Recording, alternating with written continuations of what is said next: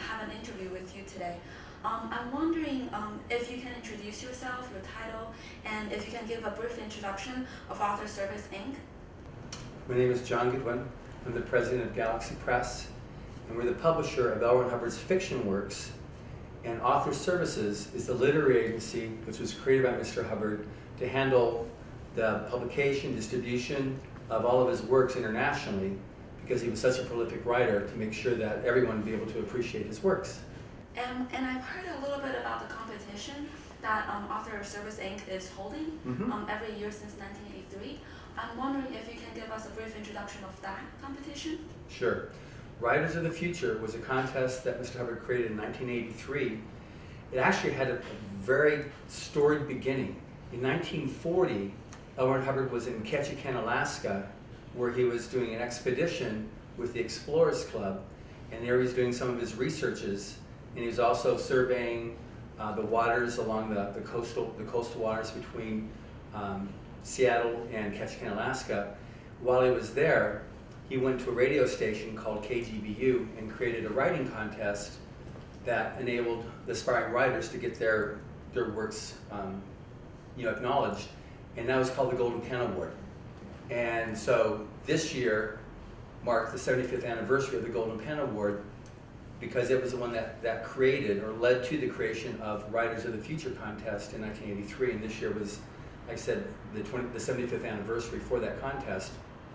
So it was created so that you could, for the aspiring writer, to have a chance for their works to be seen and acknowledged, because it's a very competitive field getting your break into writing. And because of the contest's success in 1983, 5 years later, the Illustrators of the Future contest was started, which then provided a means for aspiring artists to also have their works seen. And so the purpose of that was to maintain the future of science fiction and fantasy, because he saw in science fiction the herald of possibility, meaning what kind of a good tomorrow can we have, And so it was really important to have a means for these brilliant writers, but they couldn't get a break, to have a chance for them to actually get that opportunity. And so with a long history of actually helping aspiring writers, he created this contest, which has now been the most successful writing contest that exists anywhere on the planet for science fiction and fantasy. And the Illustrator contest is now opened up, and it's international as well. There's over 170 countries around the world that have been that have entered the contest, and several of them are the Orient, including China, which we had some winners this year. And that's why I'm very excited to actually do this interview with you, because my experience is that when we do media interviews and talk about the importance and value of the contest, that people will find out about and they'll enter the contest. And arts is so important in society today. It always has been, even more so right now, because art tends to bridge cultural differences.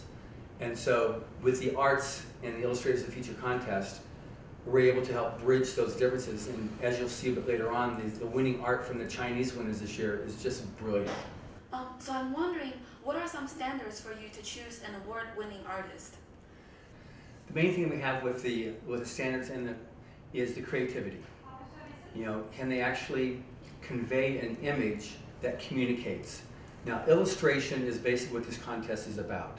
Now, illustration is a specialized form of art, because an illustration must tell a story. So you want to be able to look at a picture and go like, oh, it's not just here's a sunset, but here's now somebody riding on a horse, and there's someone else that's tied on a train track, and so it's coming up like, oh, what's going to happen? Because the purpose of what we're doing here with these illustrations, they have to help your imagination, because realize we're talking about science fiction and fantasy. And so these are things that don't exist necessarily. So an artist takes those concepts that the writer has, and with his own mind comes up, okay, what could that be? How could that be? And draws that, or paints it. Visualize it, exactly. So that people can get and go, oh, wow. Because a good illustration makes you want to read the story. So now you have the illustration and the story working together to be able to communicate that concept. So that's what we're looking for in the people who are submitting their art is, can they tell a story through their art? Can they illustrate it? I'm wondering, are there limits of the forms of the artwork? For example, if it's only computer only or oil painting only, or is it any form? Any form, two-dimensional. Anything two-dimensional, so it can be watercolor, it can be acrylic, it can be oil, it can be computer-generated, pencil, ink. We've had all forms of art submitted over the years. Oh, that's really great. How many times per year do you hold the contest for? Okay, so the way the contest works is the year's broken into 4 3-month quarters. And so a person can enter every quarter, so every 3 months you can enter. And for the illustrator contest, it's 3 pieces of art that you submit. So you submit those 3 illustrations, and then that gets judged. And then Based on the story, right? well, the beginning, the very beginning, because they haven't read a story yet, they do their own illustration, submit it. Then the 12 winners, 3 every quarter, are chosen, and then those 12 winners are sent a winning story from the contest, from the writer contest.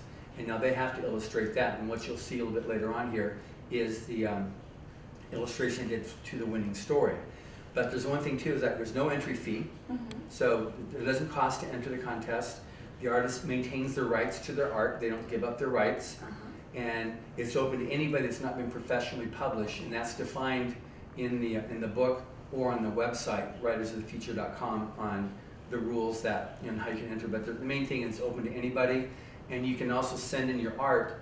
You can upload it on the computer and submit it that way from our website, so it doesn't cost any money. So it's open to everybody. So it's really the main purpose is to try to help aspiring artists.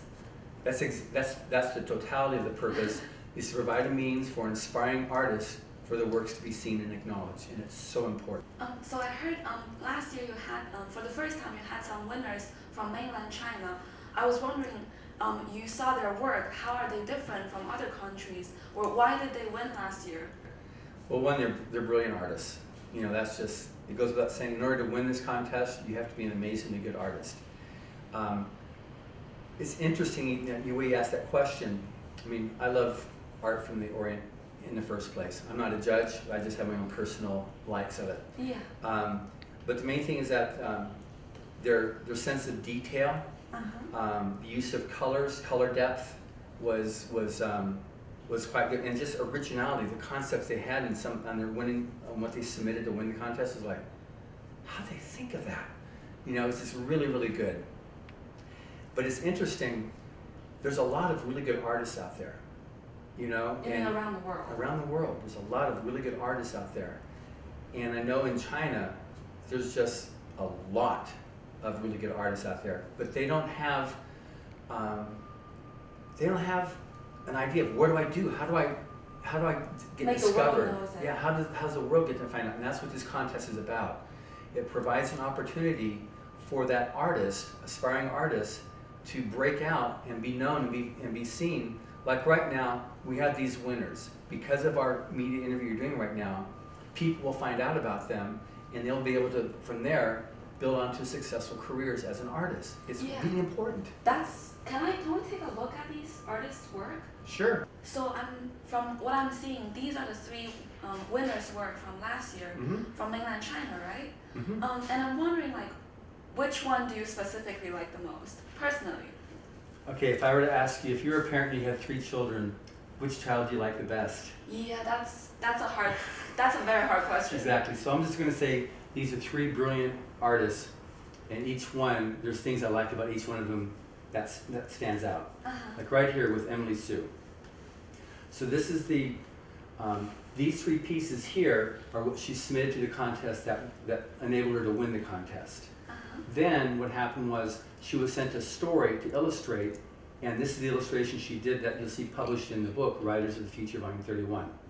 So in here, her use of color depth, and creativity of these different creatures that she created, you know, and this, you know, what she does it like, in my mind, how'd she think of, you know, thinking of those things is just, it's quite ingenious to me how an artist can do that. And so did she just come up with these ideas, like these 3 paintings, just out of nowhere, like no story based? Right. It was just completely just she That's just her. think of it. Right. And That's then this really is because here it just makes like, what is that? It immediately pulls you into that image. You figure out Yeah. what's happening there. It You know? reminds me of Matrix, actually, this one. Yeah, yeah. So with this, you know, the composition, the ability to have, like I said, the color depth and just what is that? It attracts you to it, makes you want to check. So that's what a good illustration will actually do. It'll make you want to know what is this? So I'm going to read it. So then she was given a story to illustrate, which is what this is here. And so this is a scene from the story that she actually illustrated there. Do you mind tell us like what kind of story? Because I'm so curious, like what is this for? It's science fiction. It's about you're somebody else on an alien planet. This is somebody on an alien planet meeting an alien for the first time and having to communicate with them. You know, so that this is like First encounter. basically right. I thought this was so interesting because I see some Chinese fictional reference that she used for the alien, how she created it. Yeah. So it's Will we see that kind of reference in these two other contestants' work? well, this is what you see here. Tang Chi Li. This is what was submitted to win the contest, and he was like, obviously he's very much into science fiction here. As you see these so this is just in his mind what he created on this stuff. Then he was given the story to illustrate. So here, I don't know if you see much. Gravity? Yeah, you know, this is what he's in a story where it's about to explode, and he's just having to deal with that one instant in the story there. So Kind of Armageddon yeah, moment. yes, exactly. So you look at the stuff, and but you just see what he did, and what he created, because he was given a story, he read the story, and then he picked a point in that story he wanted to communicate that to him was important, and then he illustrated it. Yeah. And so what happens is that the writers will come and say, they saw things in my story I didn't know were there. Yeah. You know, because all of a sudden they get the concept, all of a sudden their imagination fills in the little parts. Comes to visual. And it comes to visualize. So here, this isn't a real thing, but they make it look like, they visualize it, so like, here's like a real depiction of what that scene is. And so that's what's done there. That's what Tang Chi Li did. Yeah, I really do feel the danger from that, like Yeah. how the fire is underneath him and Yeah. how the system is breaking down. Right. What about this Okay, here, artist Chung over Yun. here? I'll So, move it. okay, so these are three pieces that he submitted that won the contest. And again, you look at that and you're like, Yeah, that looks like Breaking Bad to me. but you look at these monsters in the background, Oh, these wow. lizards. So you look at it all of a sudden like it just more things come to life. So he's a captive amongst these lizard people there. Such an interesting combination. Yeah, you know. And What so about this one? Is this for the story?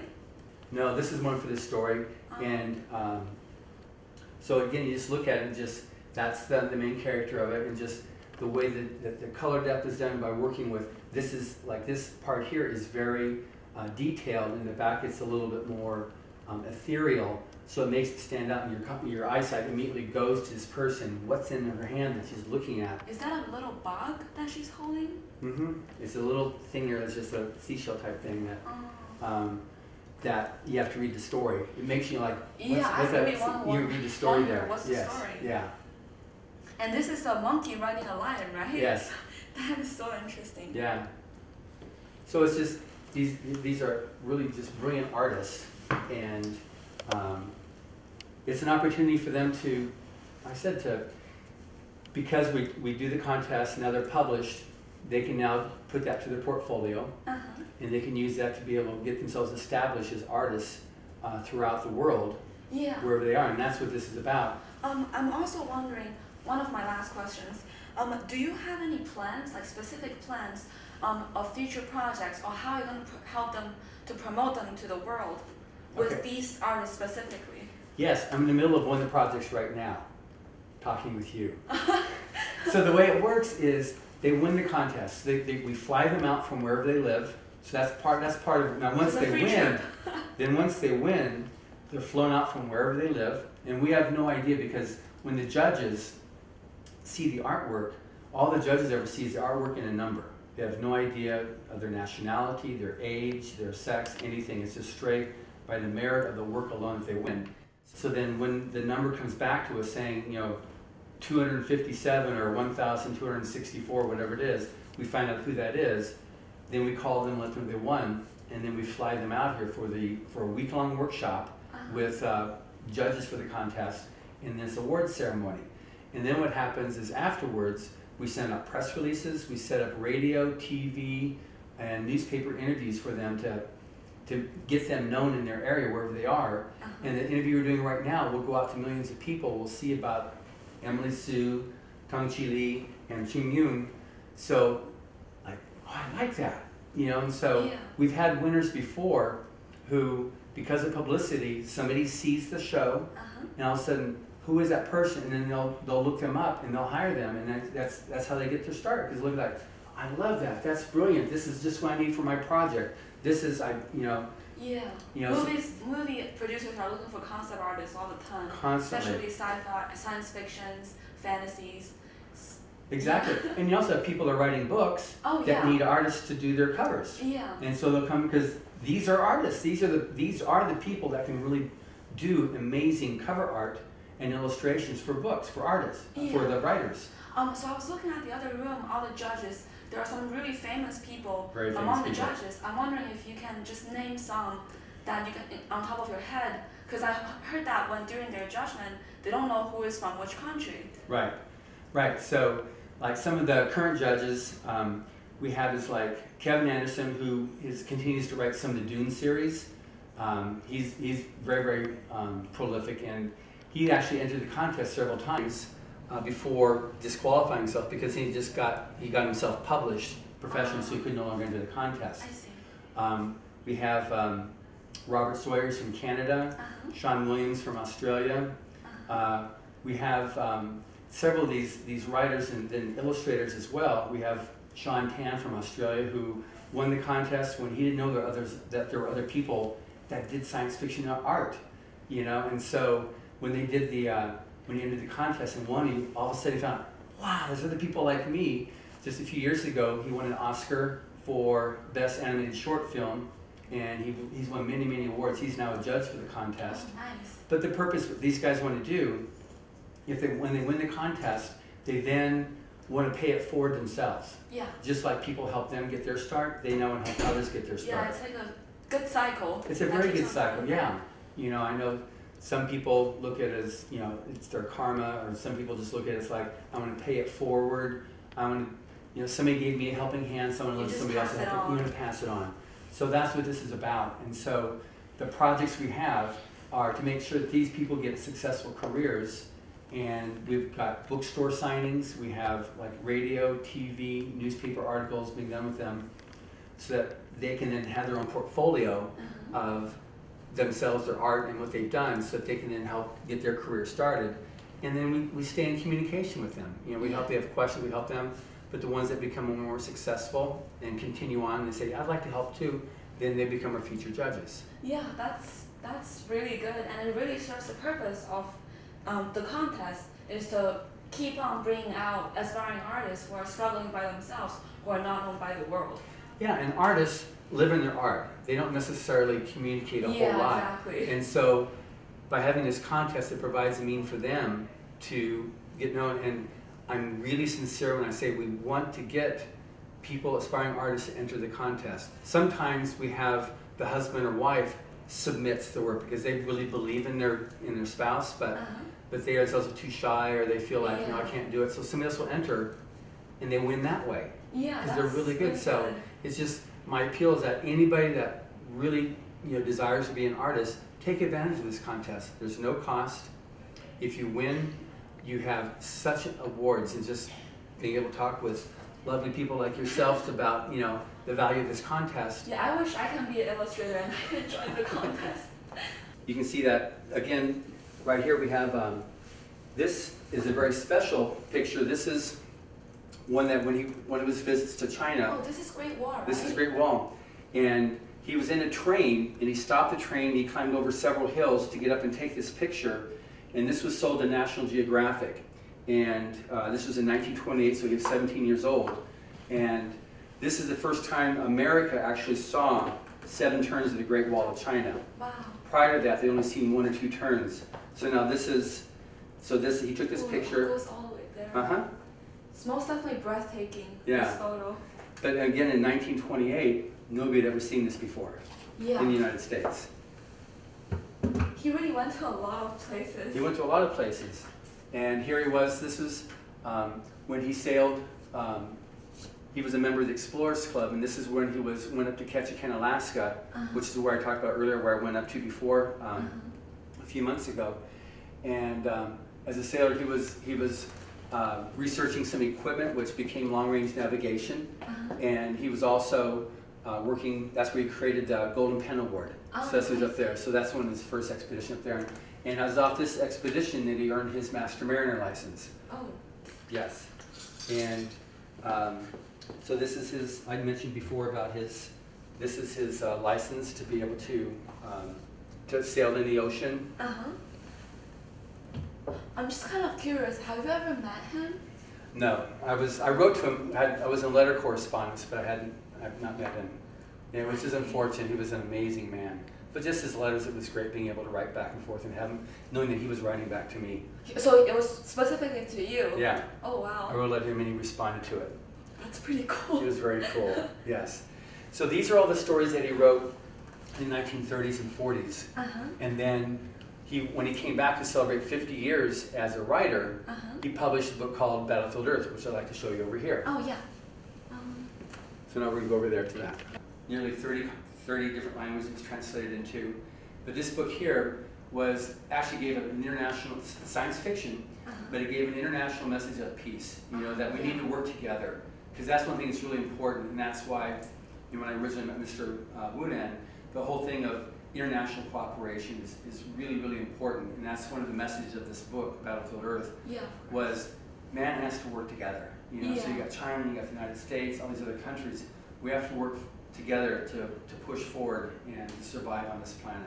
And so that's what the message of this book is about. That it can, like, when people write science fiction, they're writing about the future. Yeah. You can either write about a future that's a good future, or a future that's a bad future. Yeah. And the future we try to promote here with this contest, Writers of the Future, is that good future. You know, that, and we've had 3 English second language winners on the writing contest over the 31 years. Oh, only 3? Only 3. You know, we had French and I think Norwegian, I forget the third one. But we haven't had Chinese yet.